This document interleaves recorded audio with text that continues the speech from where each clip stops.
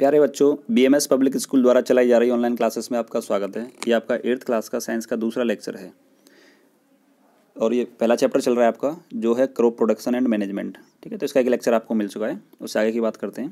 तो ये थोड़ा सा पीछे का रिकॉल कर लेते हैं कि लास्ट लेक्चर हमने क्या क्या पढ़ा था। लास्ट लेक्चर जो था उसमें हमने मैन्योर्स और फर्टिलाइजर्स को डिस्कस कर लिया था।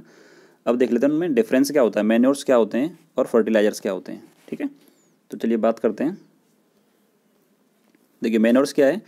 Manure is a natural substance form from dead and decaying organic matter and animals. ये क्या होता है, नेचुरल सब्सटेंस होता है जो किससे बनता है, dead and decaying organic matter and animal wastage, यानी जो जीव जंतुओं का वेस्ट होता है या फिर जो डेड एनिमल्स होते हैं या डेड ऑर्गेनिक मैटर जो होता है, राइट। और फर्टिलाइजर क्या होता है, फर्टिलाइजर्स आर सॉल्ट्स और inorganic compounds produce in the factories from chemicals. Fertilisers totally chemical से बनते हैं और ये मैन्योर जो है वो नेचुरल होता है।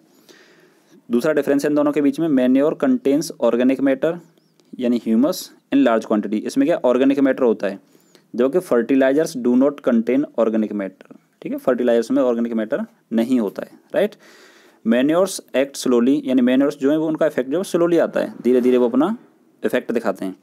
लेकिन फर्टिलाइजर्स जो होते हैं, फर्टिलाइजर्स एक्ट वेरी क्विकली, यानी फास्ट अगर रेस्पॉन्स चाहिए तो लोग फर्टिलाइजर्स का यूज़ करते हैं। मैन्योर्स जो होते हैं वो it is relatively less rich in plant nutrients, इनमें जो प्लांट न्यूट्रिएंट्स होते हैं वो कम होते हैं, राइट। जबकि फर्टिलाइजर्स जो होते हैं they provide a specific nutrient, यानी जो हमें न्यूट्रिएंट चाहिए स्पेशली उसके लिए अलग से फर्टिलाइजर होता है। They are rich in nutrients like phosphorus, nitrogen and potassium. Phosphorus, nitrogen and potassium यानी NPK, नाइट्रोजन, फॉस्फोरस और पोटेशियम। नेक्स्ट डिफरेंस है इनके बीच में, manure does not cause pollution, यानी मैन्योर जो होते हैं वो पॉल्यूशन नहीं करते हैं। ठीक है, और fertilisers cause water pollution. Fertiliser से क्या होता है, वाटर पॉल्यूशन होता है, यानी पानी जो है वो दूषित हो जाता है। अगला है इट प्रिपेयर्ड इन फील्ड्स, यानी जो मैन्योर्स होता है आपका वो कहाँ पे बनता है, वो फील्ड्स में ही प्रिपेयर कर लिया जाता है। और फर्टिलाइजर्स जो होता है वो फैक्ट्रीज में प्रिपेयर किया जाता है, they are prepared in factories. Manures provide humus to the soil, ये क्या करते हैं, नमी, यानी ज़मीन में नमी देते हैं ये। Fertiliser do not provide any humus to the soil. ठीक है, यानी जो ऑर्गेनिक मैटर होता है उसको ये प्रोवाइड नहीं करते हैं फर्टिलाइजर्स जो होते हैं, राइट। चलिए आगे देखते हैं। अब हमें स्टार्ट करना है आज natural method of replenishing the soil fertility. तो रिप्लेनिशिंग मैंने आपको बताया था, ये क्या होता है, ज़मीन में जो न्यूट्रिएंट्स होते हैं उनको दोबारा से फिल करना, रिप्लेनिशिंग कहलाता है। तो कैसे कैसे कर सकते हैं इसको।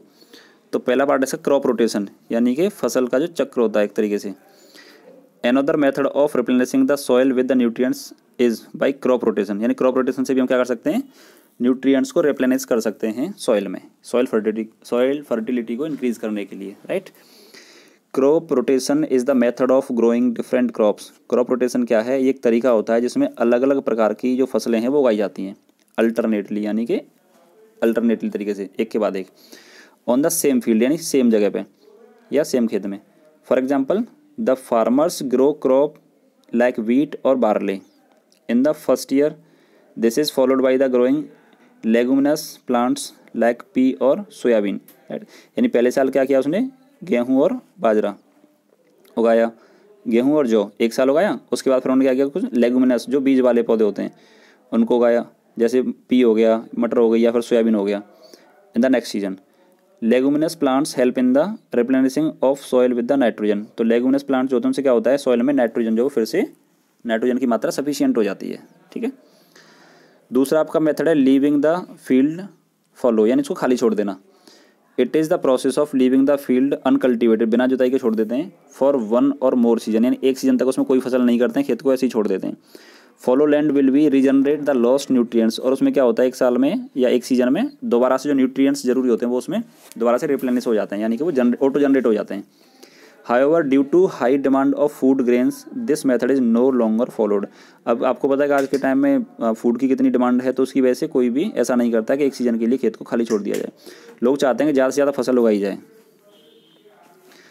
नेक्स्ट मेथड क्या है, अच्छा अब बात कर लेते हैं इरीगेशन की। इरीगेशन मीन्स होता है सिंचाई। क्या होता है, सिंचाई। तो सिंचाई कैसे कैसे की जाती है उसकी बात कर लेते हैं। सीड्स नीड वाटर, यानी जो बीज होते हैं उन्हें पानी की जरूरत होती है, in the form of moisture, नमी के लिए या नमी के रूप में। टू जर्मिनेट प्लांट्स, यानी टू जर्मिनेट उन्हें क्या, उगने के लिए। Plants need water to draw nutrients from the soil, और प्लांट्स को पानी की जरूरत होती है ज़मीन में से न्यूट्रिएंट्स को लेने के लिए। For their growth and for making food, यानी अपनी वृद्धि के लिए और भोजन बनाने के लिए। बाय द फोटोसिंथेसिस, फोटोसिंथेसिस की प्रक्रिया से। To maintain the moisture of the soil for healthy crop growth, the field should be watered at proper intervals, यानी कि मॉइस्चर को मेंटेन करने के लिए, जिससे कि पौधे अपना भोजन बना सकें, ठीक है, या ज़मीन में से अपने न्यूट्रिएंट्स को ले सकें, तो उनके लिए हमें प्रॉपर इंटरवल पे उसमें पानी देना होता है। The watering of crops at different interval is called irrigation, इसी को हम क्या बोलते हैं, इरीगेशन। सिंचाई क्या होती है, डिफरेंट या प्रॉपर इंटरवल पे फसल में जो पानी दिया जाता है उसी को सिंचाई बोला जाता है। The time and frequency of irrigation vary from crop to crop, यानी कि एक फसल से दूसरी फसल में जो पानी देने का जो सिंचाई का टाइम होता है और उसकी जो फ्रीक्वेंसी होती है, फ्रीक्वेंसी मीन्स कितने टाइम बाद पानी देना है, तो वो वेरी करता रहता है।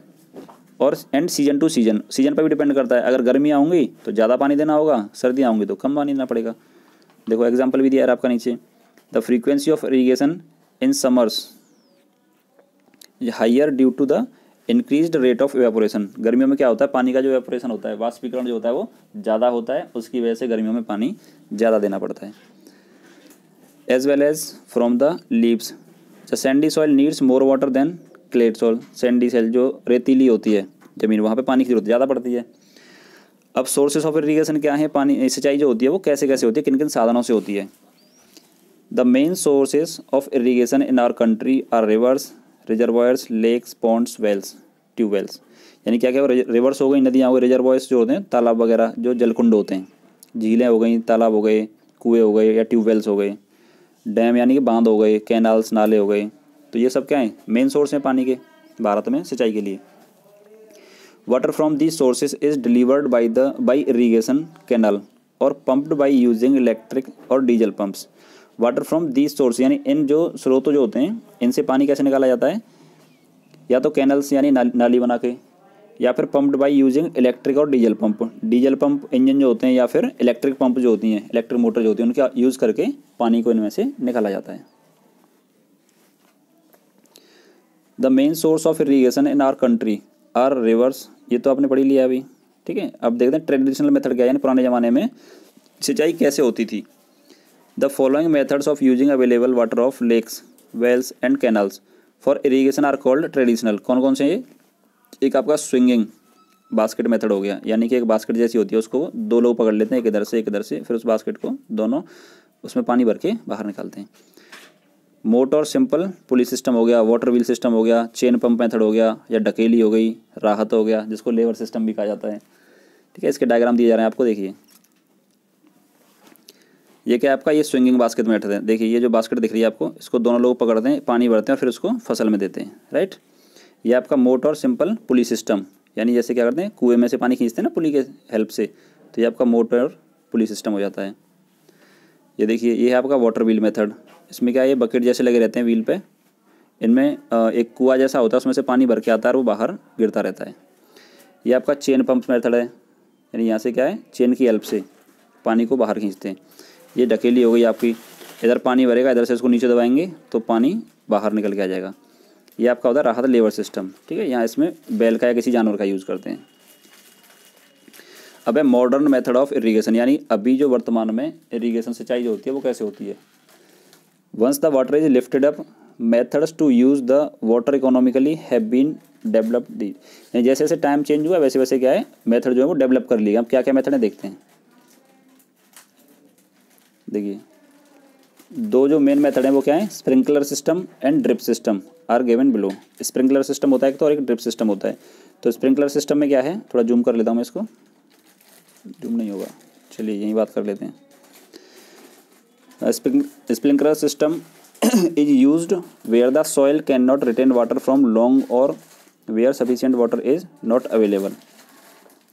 इसमें क्या होता है, रोटेटिंग नोजल होता है, are attach to the perpendicular pipes at regular intervals, water gets sprinkled on the crops. यानी एक क्या होता है, पाइप होता है परपेंडिकुलर, उसमें नोजल होता है, तो नोजल क्या पानी को छिड़कता रहता है अलग अलग डायरेक्शंस में। ड्रिप सिस्टम क्या होता है, is an economical method of irrigation. Economical method यानी इसमें पानी की जो है कम खपत होती है।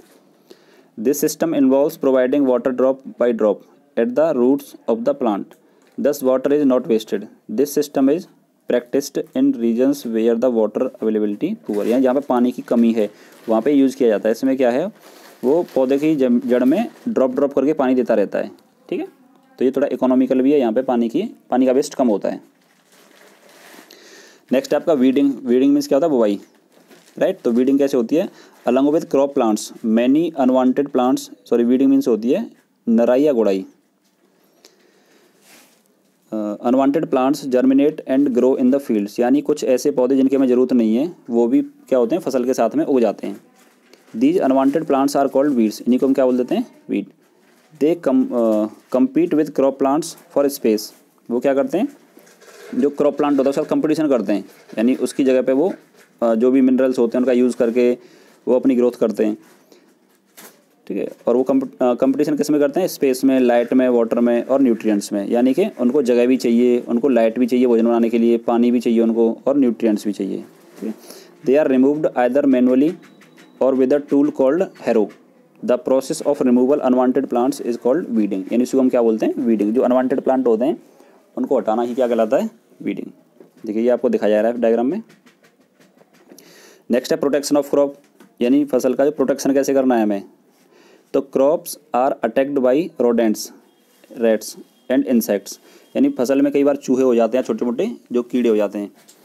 विच ईट और damage the crop, they are known as pest, उनको पेस्ट बोला जाता है। Locust fly in the swarms and eat leaves, यानी कुछ क्या होते हैं, उड़ने वाले कीट जो होते हैं वो क्या करते हैं, लीव्स को डिस्ट्रॉय करते हैं। Vast areas of sugar cane and wheat plantations, यानी गेहूं में और गन्नों में इनकी शिकायत ज़्यादा आती है। Crops are also attacked by bacteria, fungi and virus which reduce yield by causing several disease, बहुत सारी बीमारियां पैदा कर देते हैं। For example fungi causes rust, उससे क्या होता है, रस्ट नाम का रोग होता है, उसको पैदा करते हैं। Smut and wheat and blight and potatoes, ये डिफरेंट टाइप के क्रॉप्स में डिफरेंट टाइप की जो डिजीज़ होती हैं उनको ये प्रोड्यूस करते हैं। Bacteria causes a disease called wilt in plant, और बैक्टीरिया जो एक डिजीज़ बनाता है उसको क्या बोलते हैं, हम विल्ट बोलते हैं।